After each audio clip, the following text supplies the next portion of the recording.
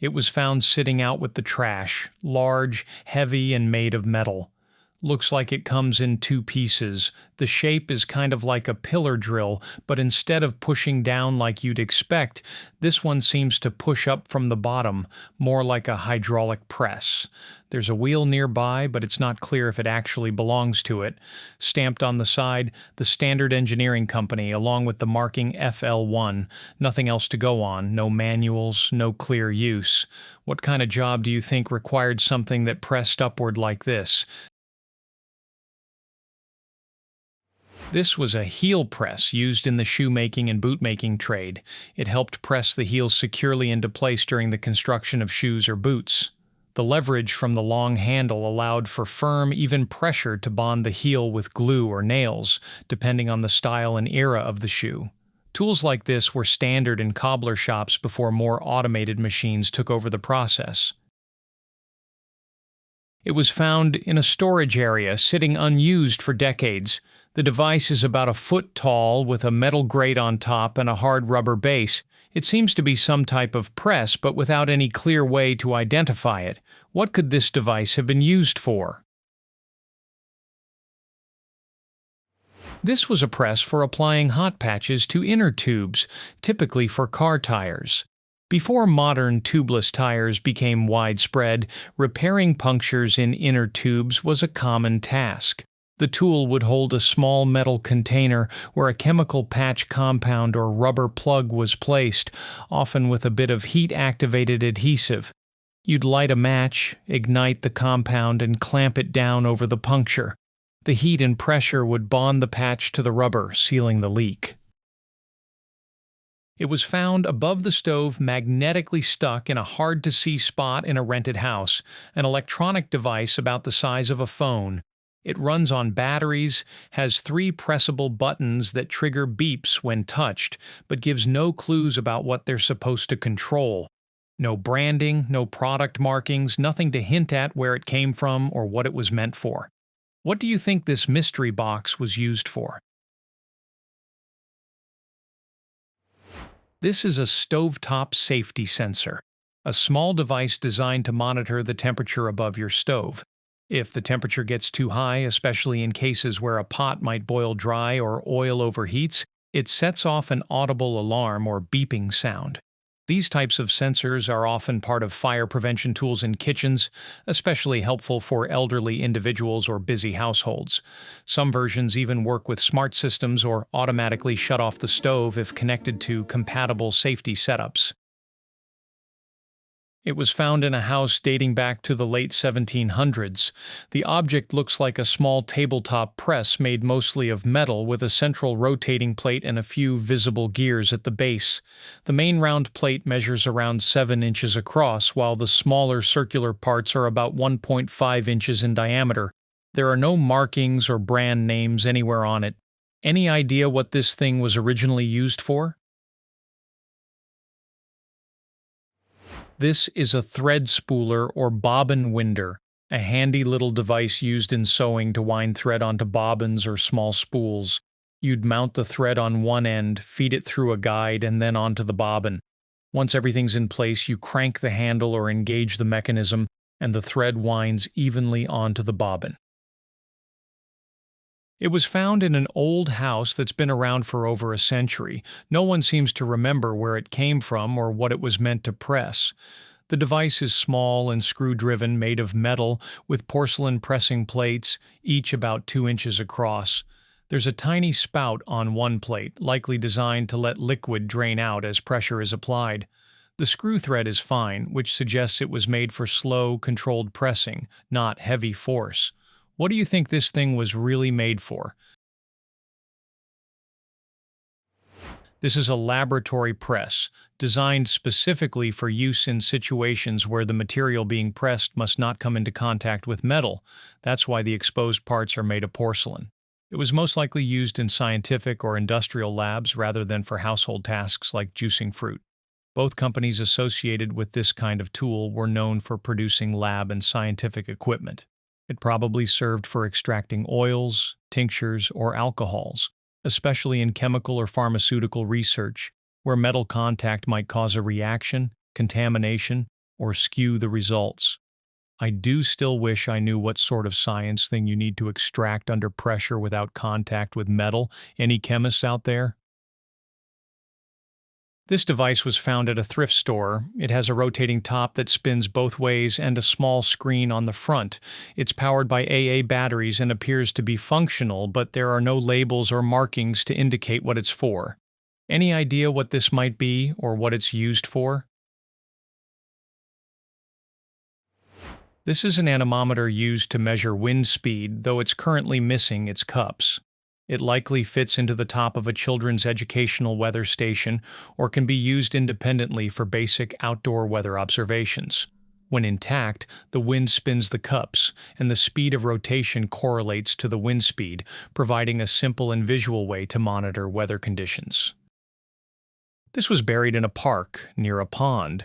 It looks like it was once attached to something fairly large and appears to have been there for quite some time.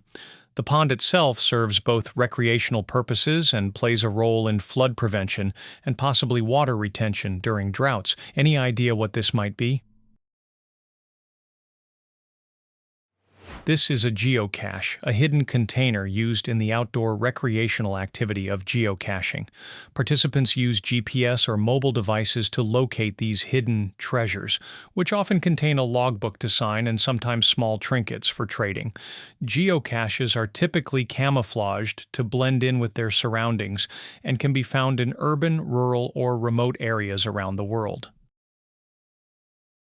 My friend demolished an old woodshed and found this locked briefcase hidden under the floorboards. After some research based on the name tag, it turned out to belong to a former electrician and Vietnam vet who has since passed away.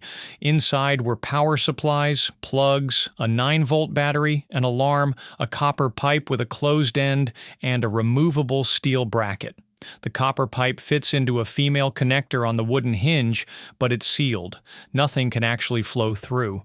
The two plugs appear to be wired in sequence, each with a switch, and the steel bracket screws into a base that's fixed inside the case. Any idea what this setup was for?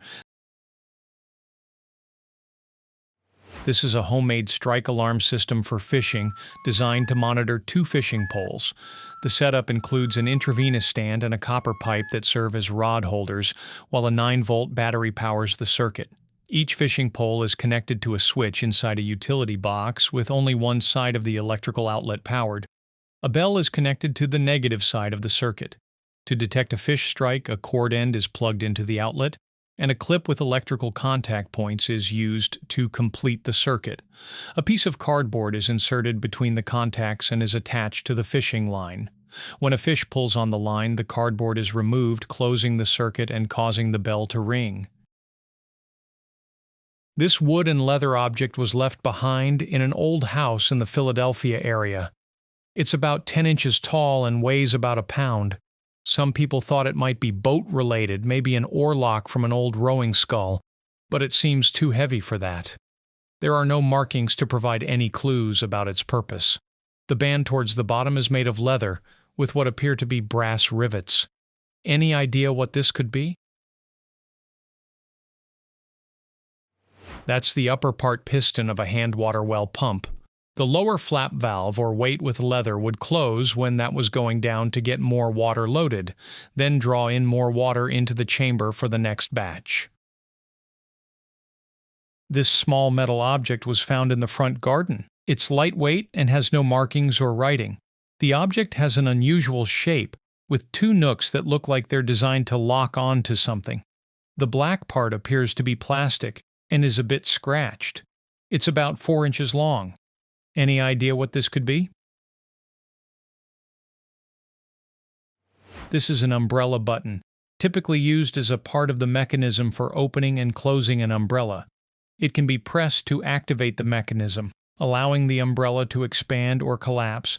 The button is often designed to be easily pressed with one hand for convenience, making it an essential component in the functionality of many modern umbrellas.